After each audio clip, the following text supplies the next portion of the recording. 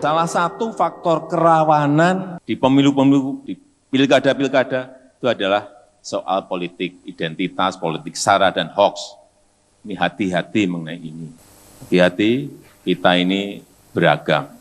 Agama, suku, ras, beragam. Kita tidak bisa bersantai-santai dengan politik identitas, politisasi agama, politik sara. Jangan berikan ruang apapun kepada ini. Ini sangat berbahaya sekali.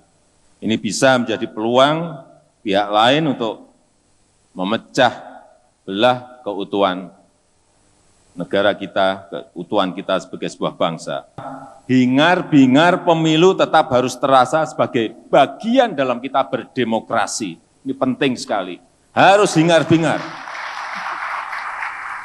Harus hingar-bingar pemilunya, jangan sampai kita mengadakan pemilu senyap.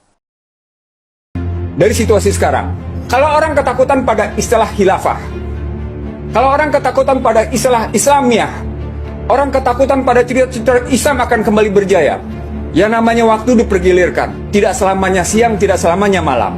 Jangan lupa, pergiliran waktu itu tidak bisa dihindari oleh siapapun. Pada tingkat manusia, siapapun manusia bakal mati. Siapapun tidak peduli. Anda tidak pernah tahu bahwa yang namanya tokoh-tokoh besar di barat sana, di ujung kematiannya adalah ujung kematian yang paling menyiksa. Saya tidak perlu menyebut satu persatu siapa, tetapi tokoh-tokoh besar itu, kematiannya, di ujung kematiannya, sungguh-sungguh menyiksa. Paling tidak kita dengar bagaimana Steve Jobs tersiksa.